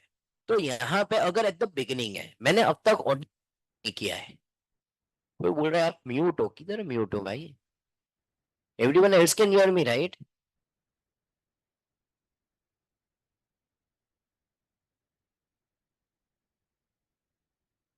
सो यहाँ पे हम लोग क्या बोल रहे हैं कि भाई एट द बिगिनिंग हमारे ऊपर अगर लोसा है, क्या एट द बिगिनिंग हमारे ऊपर लोसा, मैनेजमेंट और टीसीडब्ल्यूजी ने लोसा डाला, मतलब मैनेजमेंट और टीसीडब्ल्यूजी क्या बोल रहे हैं, समझो हमें अपॉइंट किया जा रहा है लेट अस से डीमार्ट में। अब डीमार्ट के अंदर for example let us say there are 200 centres, ठीक है, तो उनके कितने स्टोर्स हैं, 200 स्टोर्स। मैनेजमेंट बोल रहा है कि हम तेरे को 20 स्टोर पे नहीं जाने देंगे, हम तेरे को सिर्फ कितने स्टोर के ऊपर जाने देंगे, 180। तो मेरे ऊपर मैनेजमेंट क्या डाल रहा है, Losar, that is limitation on scope of audit. तो मैं इवेल्युएट करूंगा इसके पॉसिबल इफेक्ट क्या है, क्या मैं इवेल्युएट करूंगा इसके पॉसिबल इफेक्ट क्या है। अगर मेरे को लग रहा है कि मैटर मटीरियल एंड परवेसिव है, क्या मैटर क्या है, मटीरियल भी है और परवेसिव भी है। तो मटेरियल और परवेसिव होता है, तो मुझे अपना ओपिनियन क्या करना पड़ता है, डिस्क्लेम। तो अगर मेरे को लग रहा है कि इसके वजह से ओपिनियन को क्या कर देना पड़ेगा, डिस्क्लेम, मतलब मैं जाके गांधी जी का तीसरा बंदर बनने वाला हूं, मैं बोल रहा हूं मैं कुछ बोल पाने वाला नहीं हूं। तो ये लोग कहते हैं तो फिर ऑडिट एक्सेप्ट ही क्यों कर रहा है, जब जाके भी यही बोलना है कि मैं कुछ बोल पाऊंगा नहीं, तो जाने का फायदा क्या हुआ। In this case you do not accept the audit again unless required by law.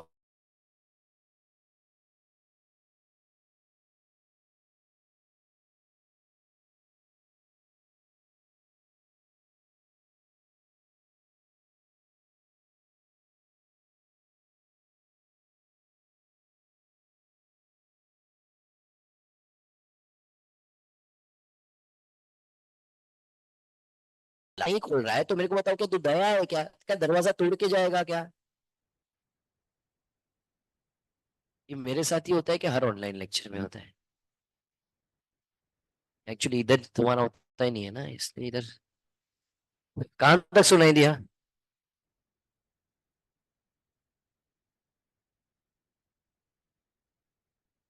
Everyone कहाँ तक सुनाई दिया?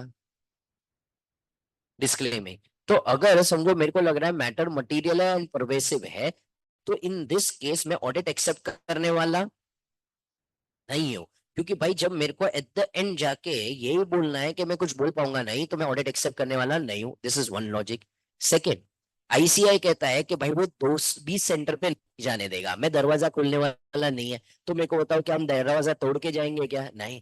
तो अब यहाँ पे अगर तुम्हें याद हो, हमारे थोड़े फंडामेंटल प्रिंसिपल्स से हमें इंटीग्रिटी होनी चाहिए, ऑब्जेक्टिविटी होनी चाहिए, professional competence and due care होना चाहिए, हमें ऑब्जेक्टिविटी होनी चाहिए, लास्टली प्रोफेशनल बिहेवियर होना चाहिए। क्या होना चाहिए? Professional behaviour.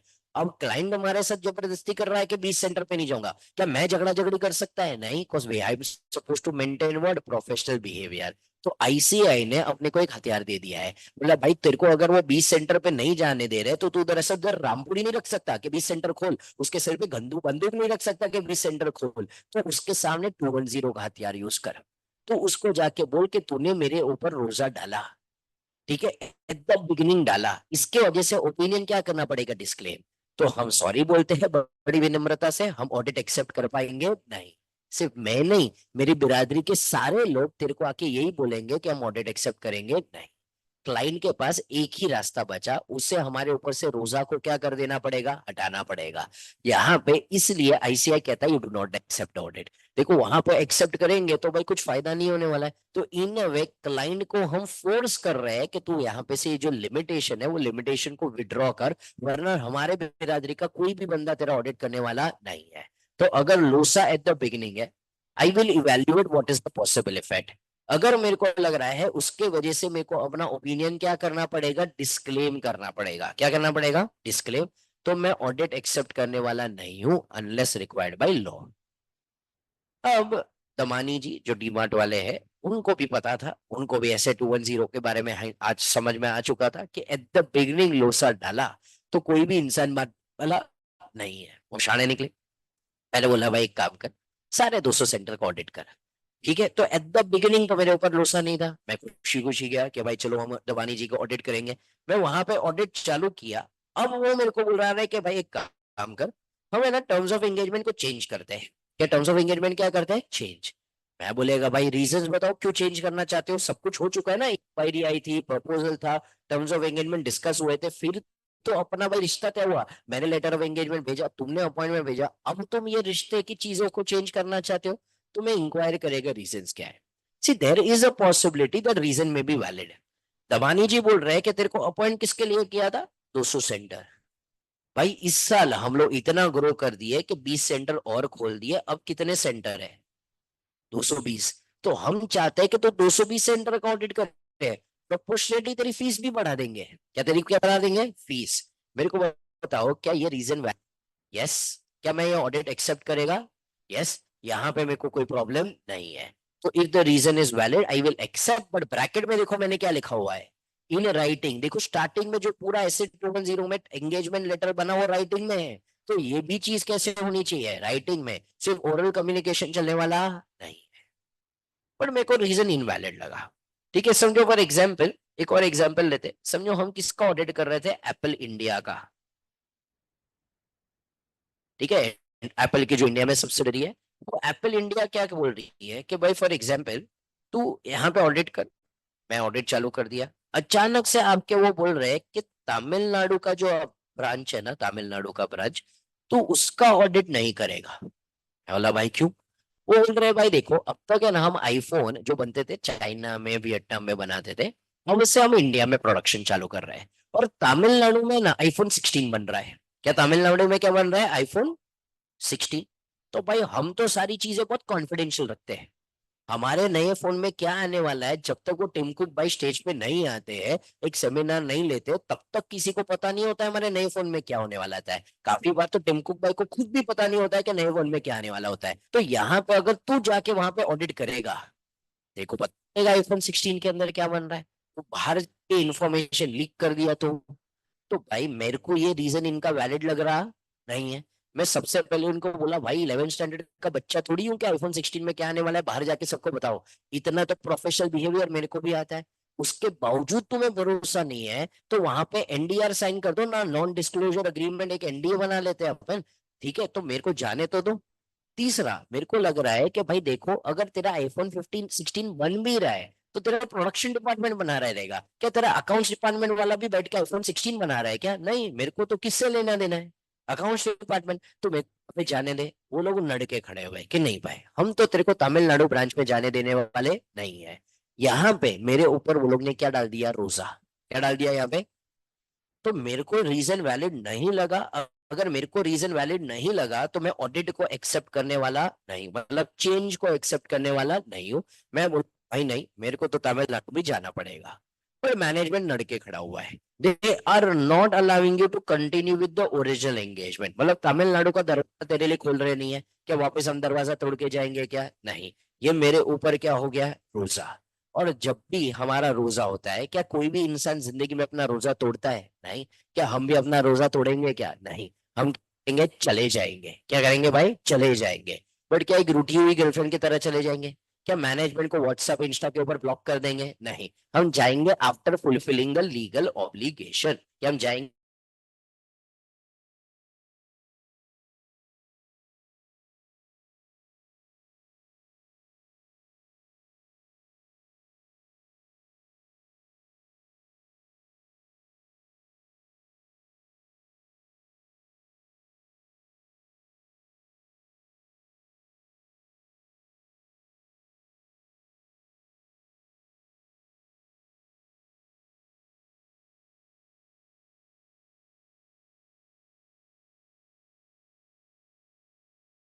मतलब अगर तुम्हें थोड़ा बहुत लॉ या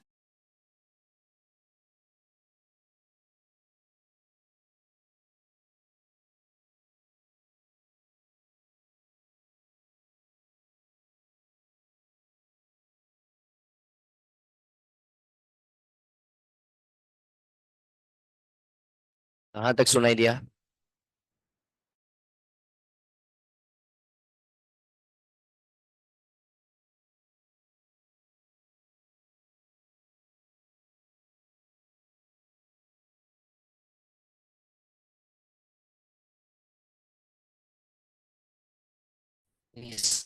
हमें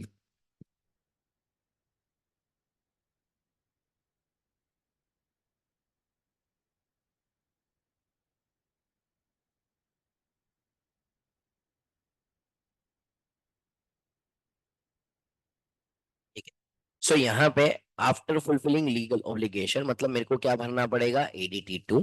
30 डेज के अंदर किसको देना पड़ेगा? कंपनी को, ROC को एंड कैग को, in case of a government company. Has everyone understood this? तो यहाँ पे लिमिटेशन और स्कोप में क्या आ गया? सबसे पहले, अगर एट द बिगिनिंग है, मैं इवेल्युएट करूंगा पॉसिबल इफेक्ट क्या है। अगर इसके वजह से मेरे को अपना ओपिनियन क्या करना पड़ रहा है, डिस्क्लेम, तो मैं ऑडिट एक्सेप्ट नहीं करूंगा।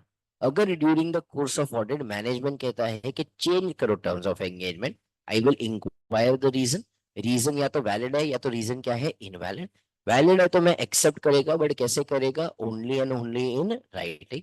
रीजन इनवैलिड है तो मैं ये एक्सेप्ट करने वाला नहीं है। बट लेकिन मैनेजमेंट लड़ के खड़ा हुआ है कि ओरिजिनल एंगेजमेंट के साथ मैं आगे नहीं बढ़ने दूंगा, तो मेरे ऊपर क्या हो गया, रोजा। तो मैं क्या करूंगा, withdraw, but only after fulfilling the legal obligations. क्या समझा पब्लिक को ये? ठीक है, एक बार लिख रहे हैं, एग्जांपल्स लिख लो सब साइड में।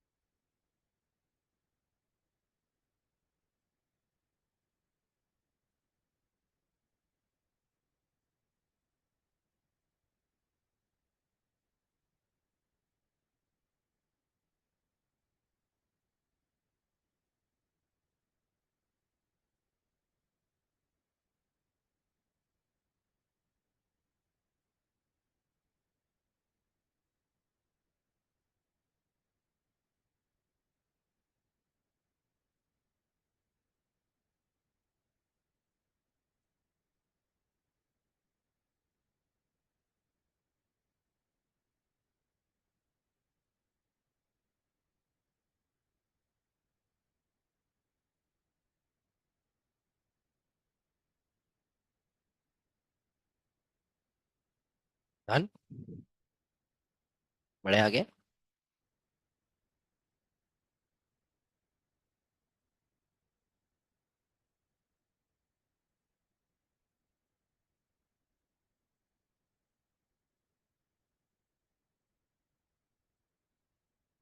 उसका बाकी है।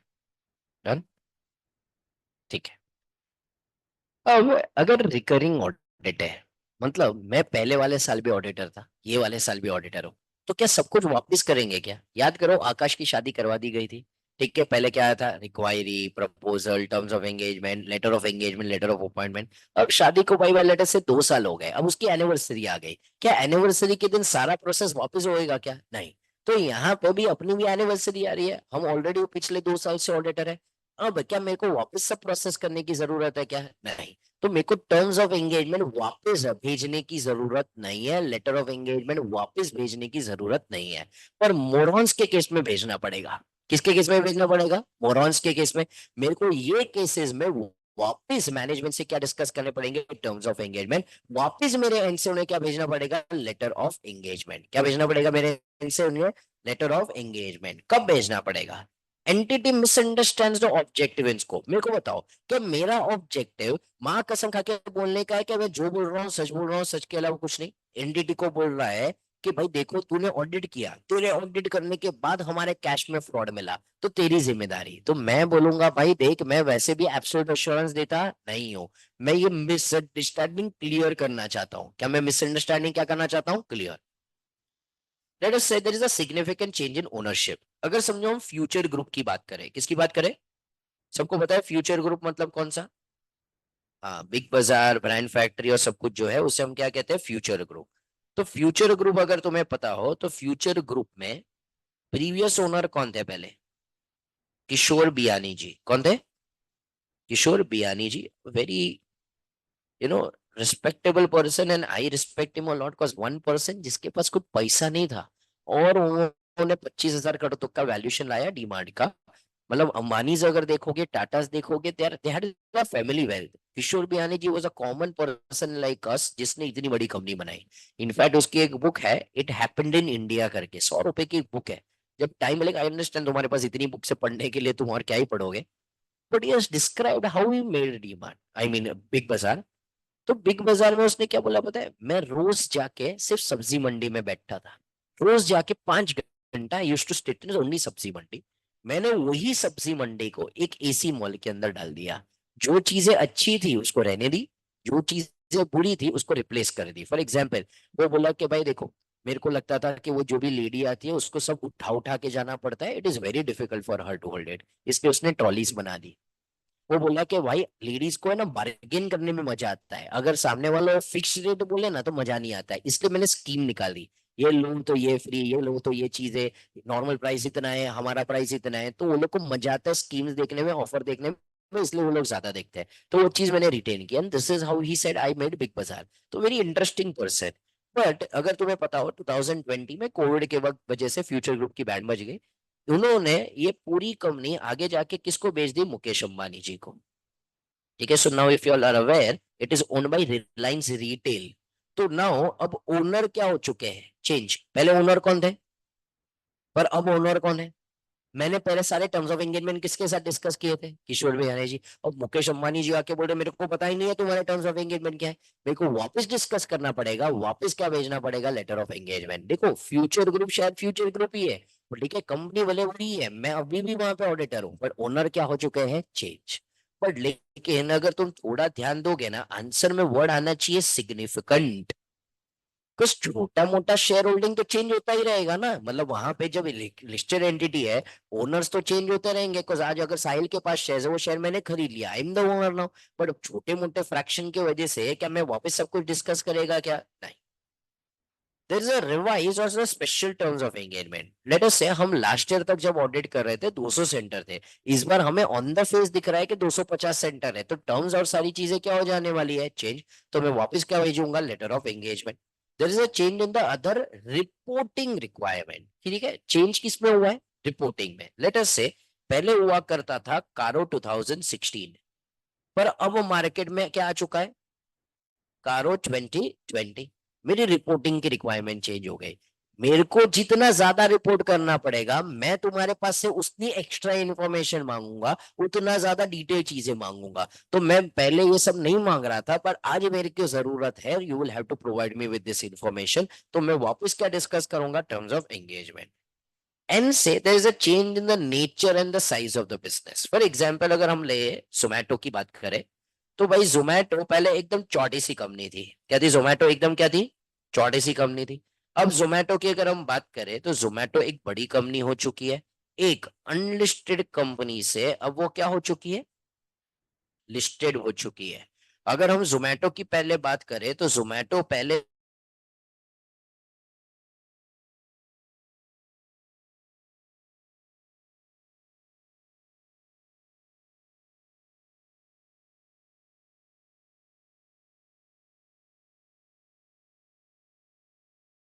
फूड ऐप था, पर अब वहां पे क्या हो चुका है, वैसे ही करूंगा क्या? नहीं, टर्म्स ऑफ एंगेजमेंट वापस डिस्कस करने पड़ेंगे, और वापस एक क्या भेजना पड़ेगा, लेटर ऑफ।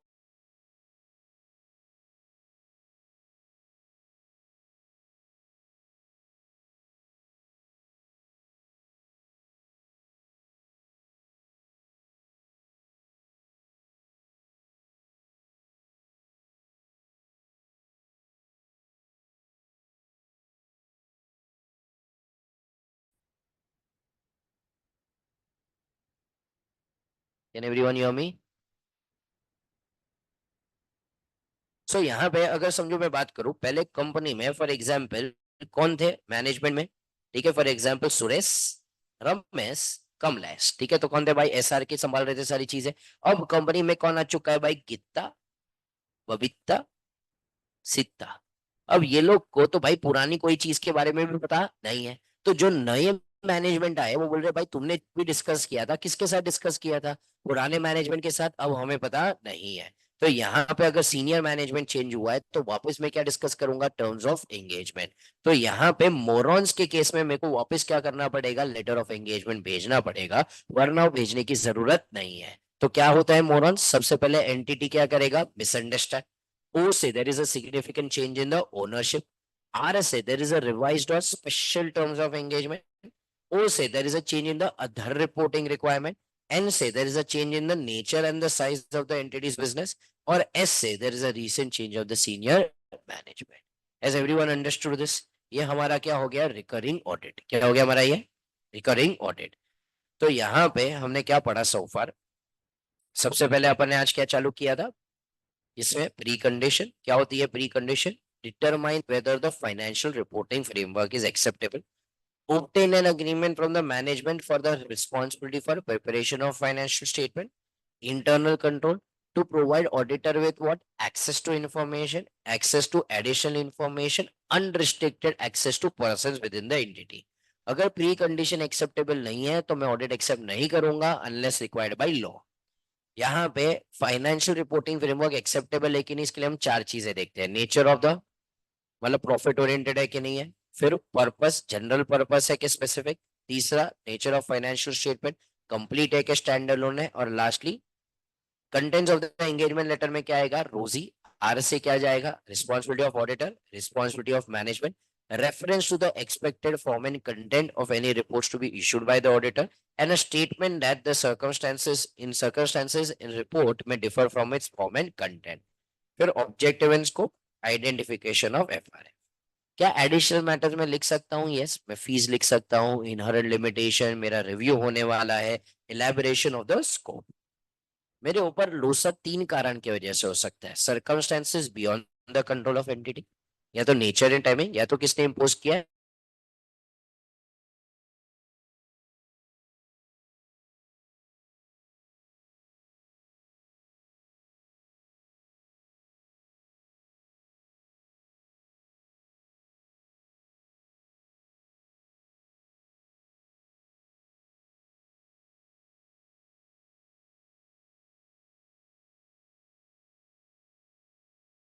किया होगा। अगर मैनेजमेंट वहां पे नड़ के खड़ा हुआ है कि हम ओरिजिनल टर्म्स ऑफ एंगेजमेंट के साथ आगे बढ़ने दे सकते नहीं है, तो ये क्या हो गया, रोजा। तो हम क्या करेंगे, withdraw after fulfilling legal obligation. Recurring audit में यूजुअली टर्म वापस भेजने की जरूरत नहीं है, बट कब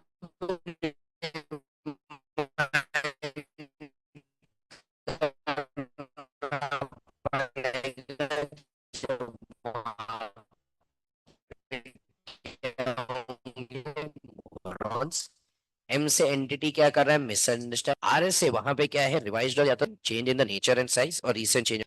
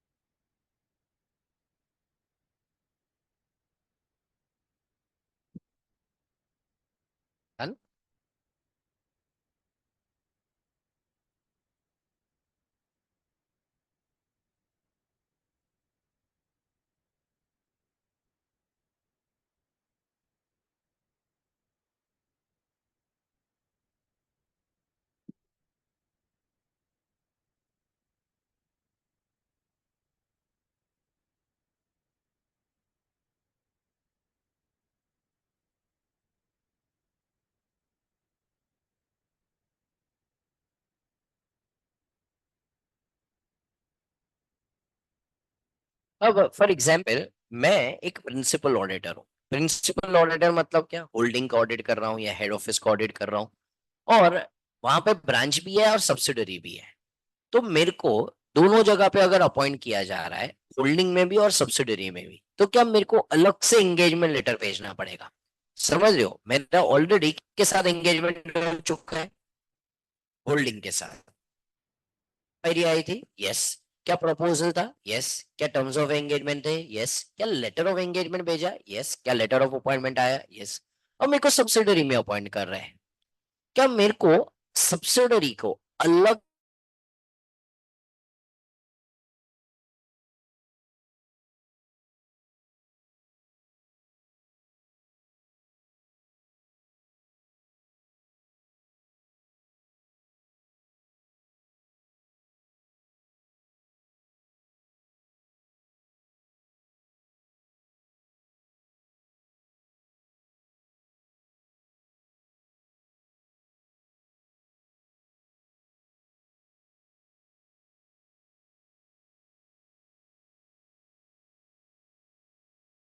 लेटर ऑफ एंगेजमेंट भेज?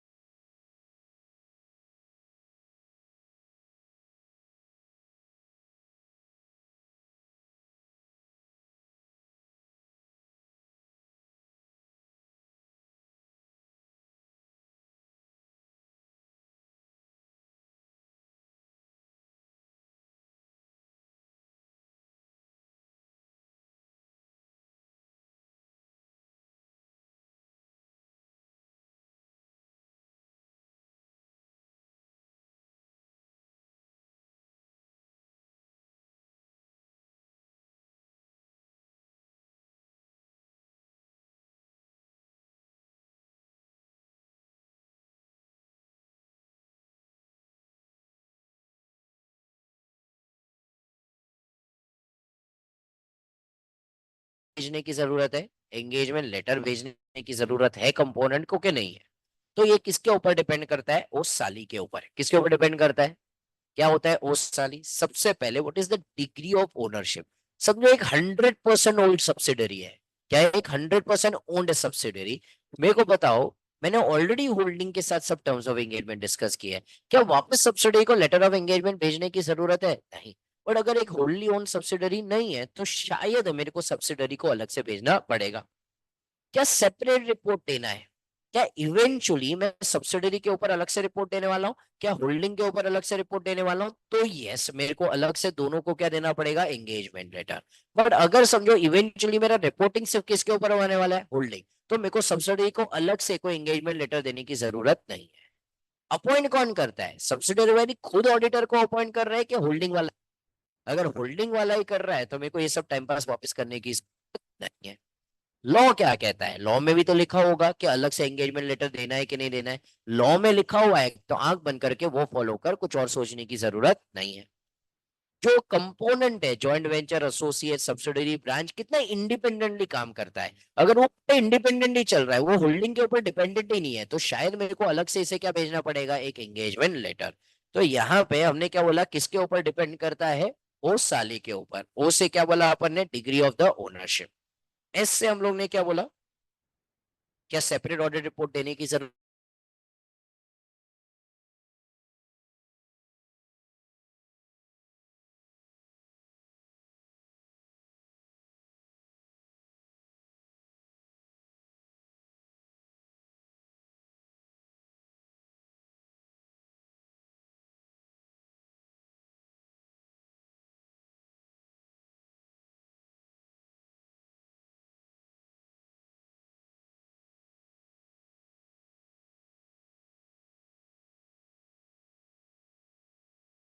पेमेंट क्या है?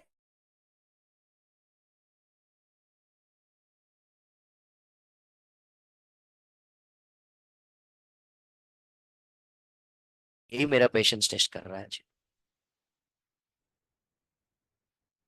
Because it was on Wi-Fi, no? The internet is working on this phone because its lap computer does not have Wi-Fi.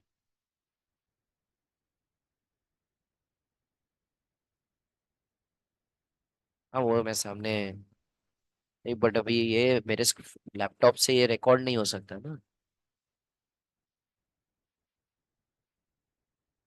Lag is way too much. I understand. Bear it for a day. Tomorrow, let me check out what is possible. I understand if I'm facing so much of problem, you as a student.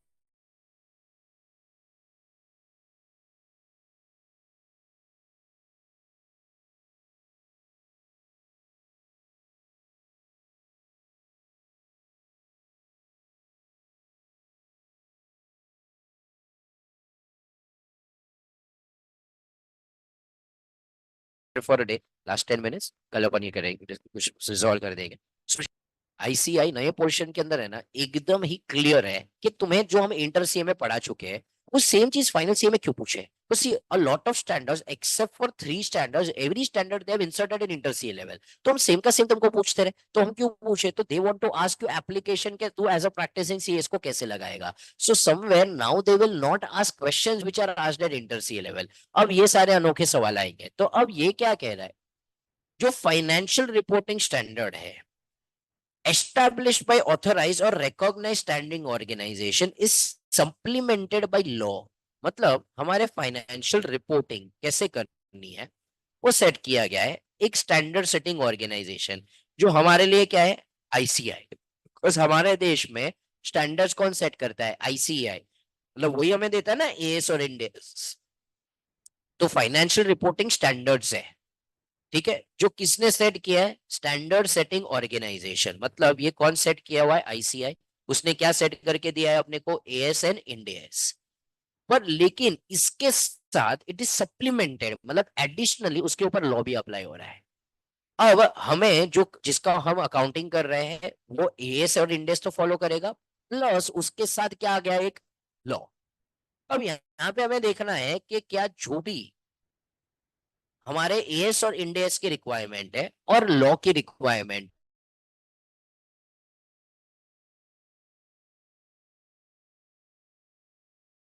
Conflict तो बात खत्म, हमें कुछ भी करने की जरूरत नहीं है। तो auditor should determine whether there is conflict between the financial reporting statement standard and the additional requirements which are required by law. तो पहले तो हमें देखना है कि वहां पे कॉन्फ्लिक्ट है कि वहां पे कॉन्फ्लिक्ट नहीं है। क्या भाई वहां पे कॉन्फ्लिक्ट है कि वहां पे कॉन्फ्लिक्ट, कॉन्फ्लिक्ट नहीं है तो क्या हो जाएगा, एंड।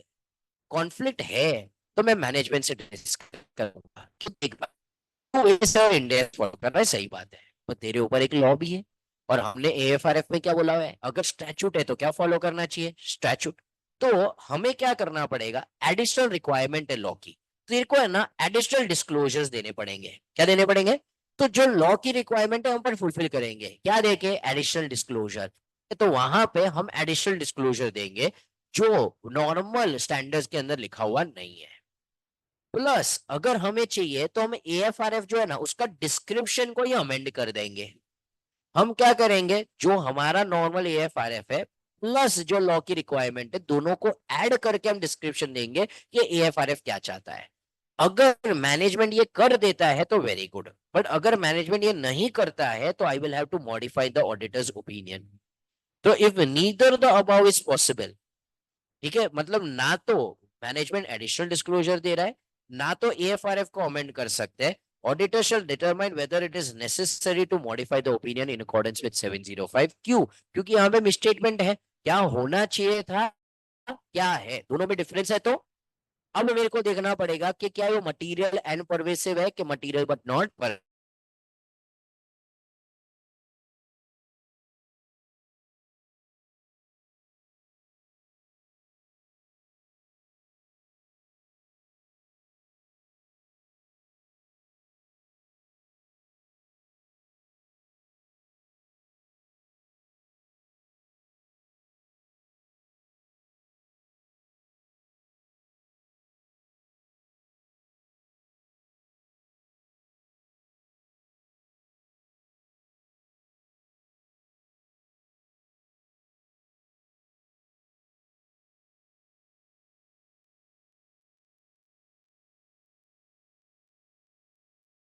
हम मैनेजमेंट को क्या बोल रहे हैं, तो दोनों में से क्या कर, एक चीज कर, पर मैनेजमेंट दोनों में से एक भी चीज कर रहा नहीं है। तो यहाँ पे मेरे को अपना ओपिनियन क्या कर देना पड़ेगा, modify. Has everyone understood this, पक्का, ठीक है। तो ये हमारा क्या हो गया, पॉइंट नंबर 8। आज का लेक्चर हम यहीं पे स्टॉप करेंगे, we are facing a lot of hindrances, will continue this tomorrow. So अब तुम्हारे पास कंटेंट आ चुका है जिसे मेमोराइज करना है। Yesterday's basic concept were not to be memorised, but today's concept is something that has to be memorised. तो अब क्या तुम्हारा क्या प्रोसेस होना चाहिए, your one reading, whatever I've done today, you should read it and focus on the concept. कि क्या तुम्हें concept दिमाग के अंदर बैठा है? Once you are sure the concept and if you have time, you should start memorizing things. Next time when you come to the class, whether the lecture is tomorrow और whenever we have it, मैं वापस जो करवाया है मैं उससे revise करवाएगा। As soon as one whole standard is done, मैं पूरा standard start to end revise करवाएगा। तुम अपने फोन्स को लेके जो घर पे बैठे हो और जो यहाँ पे बैठे हो, तुम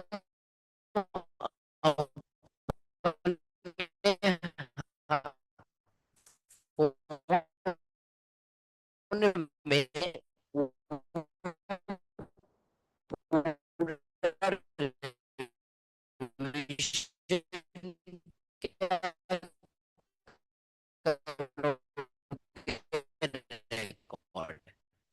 ठीक है। सो जब भी तुम्हें लग रहा है कि अब मेरे को आज ऐसे सिर्फ क्या रिवाइज करना है, जब भी तुम्हें लग रहा है रिवाइज करना है, ट्रैवल का 7 मिनट का वीडियो